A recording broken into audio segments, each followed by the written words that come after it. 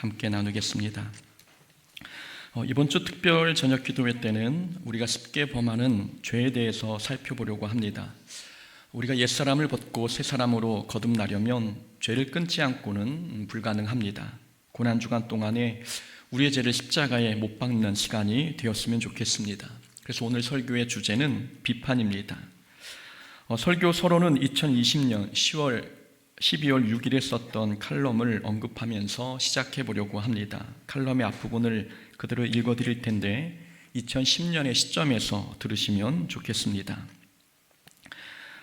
2년 전 오른쪽 발목 골절로 철심을 박는 수술을 했다. 수술 후 약 일주일 정도 입원해 있었는데 어느 날 발을 소독하기 위해 1층 처치실로 내려갔다. 남자 간호사가 소독을 위해 내 발에 깁스를 풀었는데 어디선가 이상한 냄새가 스멀스멀 올라왔다. 나는 그 냄새가 남자 간호사에게서 나는 것이라고 생각했다. 머리는 덥수룩했고 수염은 깎지 않아 지저분해 보였기 때문이다. 남자 간호사는 몇 날 며칠 씻지 않은 사람처럼 보였다. 환자가 많아서 씻을 시간이 없나 하는 생각이 들었다. 그래도 그렇지 환자를 대할 때는 청결하게 하고 출근해야 하는 거 아니야? 라고 생각했다. 소독을 마치고 병실로 돌아왔다. 그런데 방금 전 처치실에서 맡았던 그 냄새가 병실에서도 났다. 나는 1인실에 입원해 있었기 때문에 병실에는 나 혼자 있었다. 혹시 청소하시는 분이 더러운 걸레로 바닥을 닦았나 싶어 바닥을 확인해 보았지만 바닥은 깨끗했다. 문득 혹시 내게서 나는 냄새인가 라는 생각이 들었지만 이내 고개를 저었다. 나는 입원해 있는 동안에도 매일 샤워를 했기 때문이다. 수술한 발만 씻지 못했을 뿐 몸은 매일 씻었기 때문에 내게서 냄새가 날 리 없다고 생각했다. 평소에도 운동을 많이 해도 발 냄새는 나지 않았던 나였기에 일주일 정도 발을 씻지 않아도 괜찮을 거라 믿었다. 그런데 다음날 소독을 위해 깁스를 풀었을 때 어제 맡았던 그 냄새가 또다시 올라왔다. 그때 남자 간호사가 친절한 목소리로 말했다. 발에서 냄새가 나니 물티슈로 발가락 사이를 20번 이상 닦아주세요. 냄새 원인은 나였다. 남자 간호사에게 나는 냄새도 아니었고 청소 상태가 불량한 것도 아니었다. 내 발이 원인이었다. 비판은 자신에게는 문제가 없다고 생각하는 교만에서 출발합니다. 나는 절대 냄새나는 사람이 아니야 라고 확신하는 순간 비판의 화살은 다른 사람을 향하게 됩니다. 냄새는 나에게서 나면서 상대방의 덥수룩한 머리와 깎지 않은 수염만 보고 비판하는 모습, 분명 내 눈 속에 있는 들보는 보지 못하고 상대방의 눈에 있는 티만 보고 있는 전형적인 교만입니다. 비판의 죄는 바로 이런 교만에서 출발합니다. 비판은 신앙생활을 하는 사람들이 쉽게 범하는 죄입니다. 그런데 이상하게도 다른 죄는 사람들이 조심하면서도 비판의 죄만큼은 큰 죄책감 없이 습관처럼 범합니다. 두세 사람만 모여도 험담과 뒷담화가 일상화되고 있는 것을 보면 사람들이 비판을 매우 친숙하게 대하는 느낌입니다. 사람들이 비판을 가볍게 여기는 이유가 있습니다. 바로 비판이 가지고 있는 독특한 특성 때문입니다. 비판은 자기 의와 연결되어 있습니다. 비판은 자기가 옳고 상대방이 틀렸다고 하는 자기 의에서 출발합니다. 나는 너보다 더 잘 알고 더 바르게 살고 있어. 내가 더 나은 사람이야. 라고 하는 우월감에서 비판이 나옵니다. 그래서 누군가를 비판하고 나서도 큰 죄책감을 느끼지 않습니다. 오히려 비판을 통해 자기의 의가 더 부각되기에 비판을 스스로를 정당화하는 수단처럼 여깁니다. 바리새인이 기도할 때에 하나님, 나는 다른 사람들 곧 토색, 불의, 간음하는 자들과 같지 아니하고 이 세리와 같지 아니함을 감사나이다 라고 기도했습니다. 이 기도가 우리 눈에는 정말 이상하고 교만한 기도처럼 보이지만 자기 의에 사로잡힌 바리새인에게는 이것이 너무나도 자연스럽고 정당한 기도였습니다. 바리새인은 세리를 비판하는 기도를 통해 자기의 의를 드러내고 싶었습니다. 세리를 깎아내릴수록 자기 의가 드러나는데 어찌 비판을 멈추고 싶어 하겠습니까? 비판을 죄라고 인식할 겨를이 없는 것입니다. 그 비판은 자기 의와 연결되어 있어서 비판의 죄를 짓고도 죄로 인식하지 못합니다. 또한 비판은 정의감과 연결되어 있습니다. 사람들은 자신이 하는 비판을 비판으로 생각하지 않고 정의감 또는 충고라고 착각합니다. 나는 틀린 걸 바로잡았을 뿐이야. 나는 할 말을 한 것뿐이야. 라는 말로 비판을 합리화하기 때문에 비판을 죄로 여기지 않습니다. 가만히 생각해 보면 비판과 정의 실현은 매우 비슷한 면이 있습니다. 비판도 잘못된 것을 지적하고 정의 실현도 잘못된 것을 지적하는 행위로 나타납니다. 그래서 사람들은 비판의 죄를 범하면서도 자신이 정의를 행하고 있다고 생각하는 것입니다. 만약 우리의 비판이 미움, 분노, 시기와 질투, 자기 자랑, 자기의 이런 것과 연결되어 있다면 그건 100% 비판입니다. 정의 실현을 위한 충고는 사랑, 회복, 겸손, 인애, 온유, 긍휼 이런 것과 연결되어 있습니다. 비판과 정의 실현은 비슷해 보이지만 그 뿌리가 다릅니다. 비판의 목적은 파괴이고 정의 실현의 목적은 회복입니다. 우리 비판이 어디에 연결되어 있는지, 우리 비판의 뿌리가 어디 내려졌는지를 자세히 들여다보면 우리가 하는 비판이 죄인지 아니면 정의 실현인지 구분할 수 있습니다. 또 비판이 가지고 있는 또 다른 독특한 특징은 비판은 재미있다는 점입니다. 누군가를 비판하는 행위에는 즐거움이 있고 쾌감이 있으며 우월감도 있습니다. 그래서 사람들은 즐거움과 재미를 주는 이 비판을 끊지 못하고 있습니다. C.S. 루이스의 저서 스크루테이프의 편지라는 책에 이런 내용이 있습니다. 사람이 남의 죄를 비난할 때 자기 죄는 자연스럽게 가려진다. 그리고 그때 느끼는 안도감과 만족감은 지옥에서 만들어낸 달콤한 독이다. 상대방을 비판하면 자기 죄가 가려지고 안도감과 만족감이 찾아온다는 내용입니다. 비판이 얼마나 사람을 속이는지 잘 보여주고 있는 대목입니다. 남을 비판할 때 자기 죄가 가려지니 비판은 사람에게 심리적인 안도감, 안정감을 안겨줍니다. 또한 함께 비판하는 동료가 있으면 그 동료는 자기 편이라고 하는 확신도 생깁니다. 그래서 비판은 소속감도 느끼고 연대감도 느끼게 합니다. 이렇게 비판은 우리를 의롭게 만들어주고 정의롭게 만들어주며 즐거움까지 줍니다. 이런 비판의 독특한 특징 때문에 사람들은 비판에 속아 비판하면서도 그것을 죄로 느끼지 못합니다. 그러나 비판은 하나님의 자리를 뺏는 무서운 죄입니다. 하나님의 자리를 빼앗는 것이 비판하는 자의 특징인 것입니다. 입법자와 재판관은 오직 한 분이시니 능히 구원하기도 하시며 멸하기도 하시느니라. 너는 누구이기에 이웃을 판단하느냐. 야고보서의 말씀입니다. 사람의 행위를 판단하는 것은 의로운 재판장이신 하나님께서 하시는 일임을 말씀하고 있는 내용입니다. 하나님께서 하셔야 할 판단을 우리가 하고 있다면 그건 우리가 하나님의 자리를 빼앗는 것입니다. 하나님의 자리를 빼앗는 이 비판의 죄가 폭력, 간음, 도둑질 이런 죄보다 가볍다고 할 수 있겠습니까? 비판은 하나님께서 앉으셔야 할 주인의 자리에 자기 자신이 앉는 행위입니다. 하나님의 자리를 빼앗았다면 우리가 금송아지와 다를 바가 무엇이 있겠습니까? 오늘 본문에서도 예수님은 너희가 비판하는 그 비판으로 너희가 비판을 받을 것이요 라고 말씀하셨습니다. 우리가 남을 관대하게 대하면 하나님께서도 우리를 관대하게 대하시고 우리가 상대방을 비판하면 하나님께서도 우리 입에서 나온 그 비판으로 우리를 판단하시고 심판하시겠다고 말씀하신 것입니다.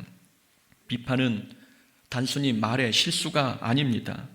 비판은 하나님의 심판을 불러오는 심각한 영적인 죄이고 하나님의 자리를 빼앗는 무서운 우상 숭배입니다. 그렇다면 우리가 비판하지 않으려면 어떻게 해야 할까요? 세 가지의 교훈을 함께 살펴보고자 합니다. 비판하지 않으려면 우리의 시각을 먼저 바꿔야 합니다. 가장 비판하지 않기 위한 첫 번째 기본적인 교훈입니다. 비판하지 않으려면 상대방이 바뀔 게 아니라 내 시선, 내 시각이 먼저 바뀌어야 합니다. 예수님께서 말씀하셨습니다. 내 눈 속에 들보가 있는데 어찌하여 형제에게 말하기를 나로 내 눈 속에 있는 티를 빼게 하라 하겠느냐. 외식하는 자여 내 눈 속에서 들보를 빼라. 예수님께서는 우리 눈 속에서 들보를 먼저 빼라고 말씀하셨습니다. 들보를 빼고 다시 보라는 말씀입니다. 세상을 보는 우리 안목이 잘못되어서 상대방을 삐뚤어지게 보는 것일 수 있으니 먼저 들보를 빼고 시각을 바꾸고 다시 보라는 말씀입니다. 예수님께서는 분명히 외식하는 자여 먼저 내 눈 속에서 들보를 빼라고 말씀하셨습니다. 무엇을 먼저 봐야 하는지 가르쳐주고 있는 내용입니다. 상대방의 티를 먼저 보지 말고 자기의 들보를 먼저 보라는 것입니다. 그래서 비판은 시선의 우선순위와 관계가 있습니다. 같은 것을 봐도 무엇을 먼저 보느냐에 따라 반응이 다릅니다. 장미를 봐도 꽃을 먼저 보느냐 아니면 가시를 먼저 보느냐, 시선의 우선순위에 따라 우리의 태도가 달라집니다. 꽃을 보면 칭찬하지만 가시만 보는 사람은 비판합니다. 사람에게도 꽃도 있고 가시도 있습니다. 장점이 있지만 단점도 있다는 말씀입니다. 장점만 보는 사람은 칭찬하지만 단점만 보는 사람은 비판합니다. 그렇다면 단점이 있는 사람이 문제입니까? 아니면 단점만 보는 사람이 문제입니까? 다시 한번 여쭙겠습니다. 단점이 있는 사람이 문제입니까? 단점부터 보는 사람이 문제입니까? 단점만 보고 단점부터 보며 단점 말고 다른 건 보지 않는 사람이 문제이지 않습니까? 내 시각이 바뀌지 않으면, 내 우선 시선의 우선순위가 변화되지 않으면 우리는 비판의 죄에서 벗어나기 어렵습니다. 요즘은 봄이라 길가에 꽃이 피어 있습니다. 차를 몰고 달리면 길가에 꽃이 피어 있는 게 보이지요. 하지만 모든 길에 꽃이 있는 건 아닙니다. 어떤 길은 한쪽 길가에 꽃이 피어 있으면 반대편에는 공사 중이라 붉은 흙이 가득한 경우가 있습니다. 그 길 사이로 차를 몰고 가면 여러분들은 어느 쪽을 바라보고 가시겠습니까? 꽃이 있는 쪽입니까? 공사하는 장면입니까? 아무래도 꽃을 보며 가는 게 훨씬 더 마음이 즐겁지 않겠습니까? 인생길도 좋은 것만 보며 가면 즐겁습니다. 사람이 다 완벽하지 않지만 그래도 모든 사람에게는 꽃처럼 좋은 점, 장점들이 있습니다. 단점보다 장점을 보며 살면 인생길이 더 흐뭇하고 행복해지는 것입니다. 우리 인생은 사람과 관계를 맺지 않고 혼자 살아갈 수 없습니다. 관계 속에서 살아가는 우리 인생, 상대방의 좋은 면만 보며 산다면 비판할 일 없이 감사할 일만 가득할 것입니다. 우리의 시각이 바뀌어야, 시선의 우선순위가 바뀌어야 비판의 죄에서 벗어날 수 있습니다. 두 번째, 비판하지 않으려면 관계를 다시 설정해야 합니다. 관계가 멀면 비판이 쉽고 관계가 가까우면 사랑하는 게 쉽습니다. 비판을 사랑으로 바꾸려면 관계를 다시 설정해야 합니다. 남이 아니라 우리는 하나님 안에서 형제 자매라고 하는 이 관계 재설정이 있어야 비판하지 않습니다. 저희 집 둘째가 유치원 때 있었던 일입니다. 자녀 셋 중에 가운데 낀 이 둘째 아이들은 생존 본능이 있어서 눈치가 빠르고 자기 것을 잘 챙깁니다. 위아래로 빼앗기지 않기 위한 몸부림의 일종이지요. 그래서 둘째는 어릴 때부터 이쁜 게 보이면 욕심을 냈습니다. 교인 자녀의 돌잔치가 있어서 가족을 데리고 참여했습니다. 돌잔치 사회자가 이벤트를 진행했는데 하객들을 대상으로 추첨을 해서 선물을 주는 이벤트였습니다. 한 집사님께서 예쁜 포장지로 포장된 작은 선물을 받았습니다. 평소 저희 가정과 교제를 자주 했던 분이라 둘째 딸도 아는 사람이라 그런지 스스럼없이 집사님께 다가가 선물을 만졌습니다. 이건 뭐예요? 하며 만진 것이지요. 그런데 집사님은 그 모습을 보고 아이가 버릇이 없다고 이야기했습니다. 그 이야기가 돌아서 제 귀에 들어왔습니다. 그런데 그분의 자녀는 고등학생이 되고 청년이 되어도 교회 어른을 보면 먼저 인사를 하지 않았습니다. 사람들이 뒤에서 예의가 없다고 수군거리면 저는 언제나 그 아이 편에서 이 아이가 습기가 없어서 그래요, 아직 부끄러움을 많이 타서 그래요 라고 대변해 주었습니다. 마음의 거리가 멀면 7살의 행동도 비판거리로 삼습니다. 그런데 관계의 거리가 가까우면 17살, 아니 27살, 아니 47살의 행동도 예쁘게 보이는 것입니다. 비판은 잘못의 크기 때문에 생기는 게 결코 아닙니다. 비판은 관계의 거리 때문에 생기는 것입니다. 관계의 거리가 멀면 작은 죄도 비판거리가 되지만 관계가 가까우면 큰 잘못도 용서가 됩니다. 하나님께서는 우리가 져야 할 십자가를 예수님께 짊어지게 하셨습니다. 죄는 우리가 지었는데, 그래서 우리가 죽어야 했는데 하나님께서는 우리가 받아야 할 형벌을 예수님께 담당시키셨습니다. 하나님께서 우리를 자녀 삼아 주셨기 때문입니다. 하나님과 우리는 아버지와 자녀 관계였기 때문입니다. 우리를 자녀 삼으시고 사랑하시기 때문에 이 사랑의 거리, 관계의 거리 때문에 우리 죄를 우리에게 담당시키지 않으셨습니다. 대신 하나님께서 이 땅에 내려오셔서 우리를 대신해 십자가를 직접 지고 골고다 언덕을 오르셨습니다. 자녀의 잘못을 대신 사과하는 아버지의 모습처럼 하나님께서는 우리를 비판하지 아니하시고 우리를 십자가의 사랑으로 사랑해 주셨습니다. 아버지와 자녀라는 이 사랑의 거리, 사랑의 관계 때문에 우리 죄를 용서해 주신 것입니다. 예수님께서 오늘 본문에서도 말씀하셨습니다. 어찌하여 형제의 눈 속에 있는 티는 보고 내 눈 속에 있는 들보는 깨닫지 못하느냐. 우리가 비판하는 대상이 우리의 형제라고 말씀합니다. 어찌하여 형제의 눈 속에 있는 티는 보고 내 눈 속에 있는 들보는 깨닫지 못하느냐. 우리가 비판하는 대상은 우리의 원수가 아니라 형제라고 말씀하십니다. 상대방은 우리가 비판하고 정죄해도 되는 그런 대상이 아니라 사랑해야 할 우리의 형제이고 자매임을 우리에게 강조하시는 것입니다. 그러니까 우리는 비판하지 않으려면 말조심도 해야 하지만 그 전에 관계조심부터 해야 합니다. 관계가 깨지지 않도록 힘써야 하고 깨진 관계는 다시 회복하려고 애써야 합니다. 이분이 내 자녀라면, 이분이 내 아버지라면, 내 형제라면 이런 생각을 마음에 품고 관계가 깨지지 않도록 힘써야 합니다. 이렇게 비판은 시선의 문제이기도 하지만 관계의 문제이기도 합니다. 세 번째로 비판하지 않으려면 하나님께서 우리를 비판자가 아니라 치유자로 부르셨음을 기억해야 합니다. 신앙생활을 해보니 기독교인들만이 갖는 특별한 장점이 있습니다. 문제점을 아주 잘 파악하고 발견한다는 것, 이건 믿는 자들이 갖는 특징입니다.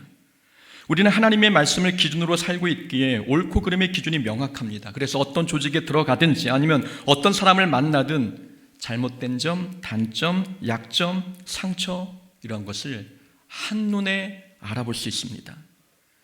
하나님께서 우리 눈에 단점과 연약함을 보게 하신 이유가 무엇 때문입니까? 회복하고 치유하라는 뜻입니다.